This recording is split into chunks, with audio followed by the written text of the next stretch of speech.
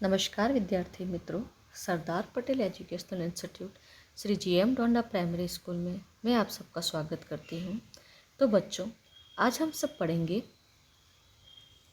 कक्षा 8 विषय हिंदी पाठ 7 और पाठ का नाम है सोच अपनी अपनी। तो बच्चों, जैसे इस पाठ का नाम है सोच अपनी अपनी, इसी से पता चल जाता है कि हम इस पाठ में क्या पढ़ने वाले। सोच अपनी अपनी यानी सभी मनुष्यों की सोच अलग अलग होती है। आज किसी भी चीज़ या किसी भी मुद्दे को लेके मेरे विचार अलग होंगे, आपके विचार अलग होंगे, आपके दोस्त के विचार अलग होंगे। इस तरह से सबकी सोच अपनी अपनी होती है।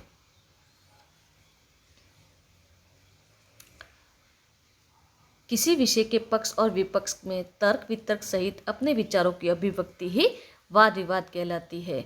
वाद विवाद मौखिक भावाभिव्यक्ति का अत्यंत प्रभावशाली तथा महत्वपूर्ण रूप है।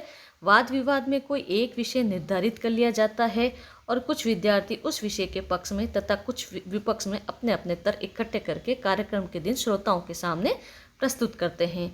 एक वक्ता पक्ष में अपने विचार रखता है तो दूसरा वक्ता विपक्ष में।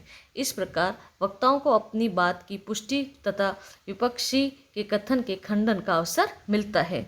तो बच्चों, इसी तरह से जो वाद विवाद होता है वो मौखिक होता है। इसके लिए पहले से तैयारी नहीं होती है, वहीं पे ऐन मौके पे प्रश्न पूछा जाता है और उसी प्रश्न के अनुसार जो वाद विवाद के पक्ष और विपक्ष के जो छात्र छात्राएं होते हैं उनको उसी के ऊपर उनके विचार बताने पड़ते हैं और कोई एक विषय इसके लिए निर्धारित होते हैं। उसके हिसाब से ही वो तैयारी करते हैं।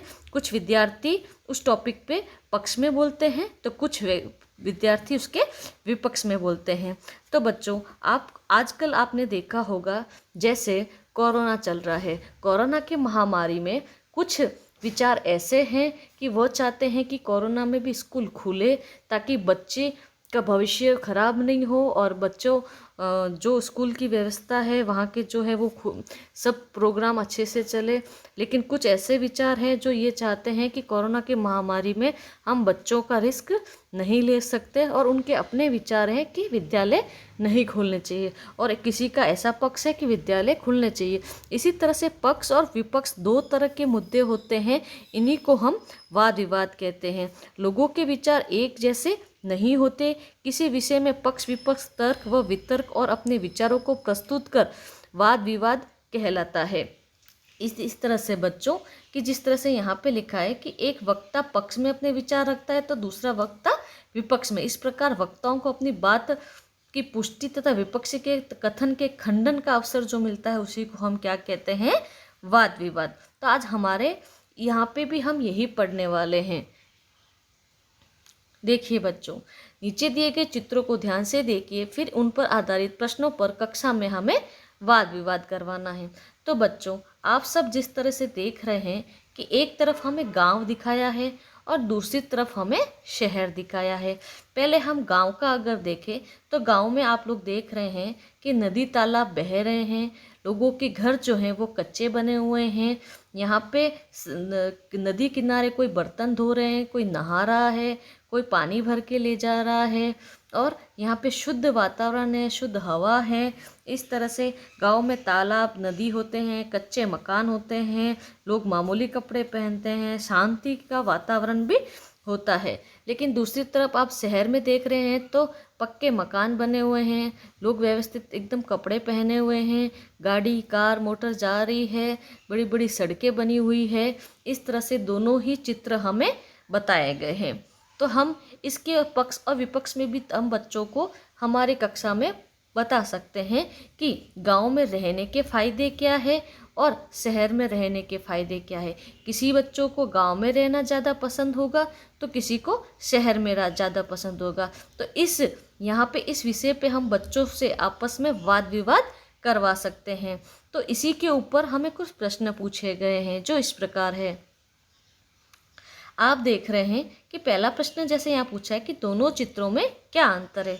तो बच्चों अंतर में हम ये बता सकते हैं कि जिस तरह से पहले अगर हम गांव की बात करें तो गांव में कच्चे मकान बने होते हैं, लोग मामूली कपड़े पहनते हैं, वहाँ शांति का वातावरण होता है, ज़्यादा शोर शराबा नहीं होता है, खेत होते हैं हरे भरे, पशुपालन होता है, गांव में लोग पशुपालन अपने घरों में ही करते हैं और गांव में प्रदूषण भी बहुत कम होता है। तो दूसरी तरफ अगर हम शहर को देखें तो शहर में दोनों तरफ बड़ी बड़ी सड़कें हैं, पक्के मकान बने हुए हैं, वाहन मोटर गाड़ियां चल रही है, जिसके कारण बहुत सारा शोर शराबा हो रहा है और आधुनिक वेशभूषाएं पहनी हैं।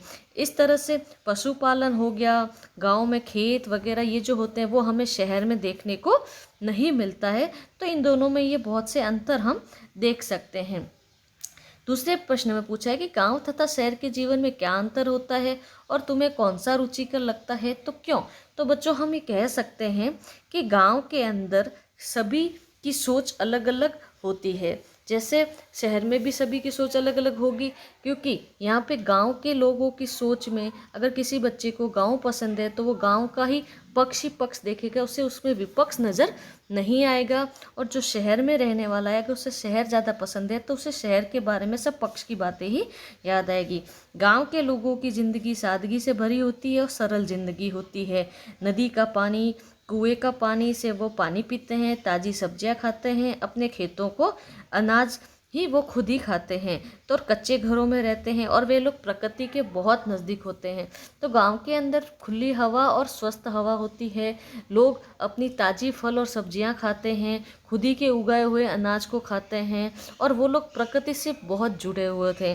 तो दूसरी तरफ बच्चों कि शहर में प्रदूषण ज़्यादा होता है, तड़क भड़क की बनावट वाली ज़िंदगी होती है, पक्के मकान रहते हैं, वे नल का पानी पीते हैं, बाजार से अनाज फल सब्जियां खाते हैं।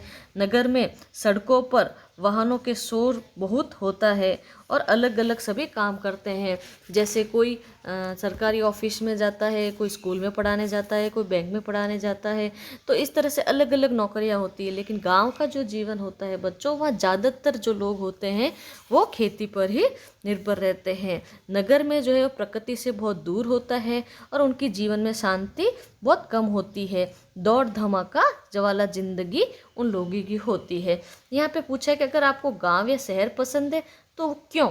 तो इस पे भी हम बच्चों ये कह सकते हैं कि नगर के जीवन में दो से पर पसंद करते हैं कोई बच्चे, क्योंकि उनको नगर की जीवन के लोग शिक्षित होते हैं, वे प्रगतिशील होते हैं, स्कूल कॉलेज लाइब्रेरी वगैरह ये सब हमें शहरों में मिलते हैं, गांवों में नहीं मिलते हैं। शैक्षणिक संस्थाएं होती है जो विद्यार्थी अपने पसंद से चुन सकता है, तो वो चीज़ हमें गांवों में नहीं मिलती है। उन्नति के अवसर गांव में पीछे रह जाता है जबकि शहर आगे बढ़ जाता है, इसलिए कुछ लोग गांव से ज़्यादा नगर को ज़्यादा पसंद करते हैं। लेकिन कुछ लोग होते हैं जिन्हें गांव ही अच्छा लगता है, ये शहर की तड़क भड़क ज़िंदगी को पसंद नहीं करते, उन्हें सादा जीवन ही गांव में ज़्यादा अच्छा लगता है। तो इस पर भी बच्चों सबका अलग अलग मत हो सकता है, इस पर भी वाद विवाद में कोई इसके पक्ष और कोई इसके विपक्ष में तर्क दे सकते हैं।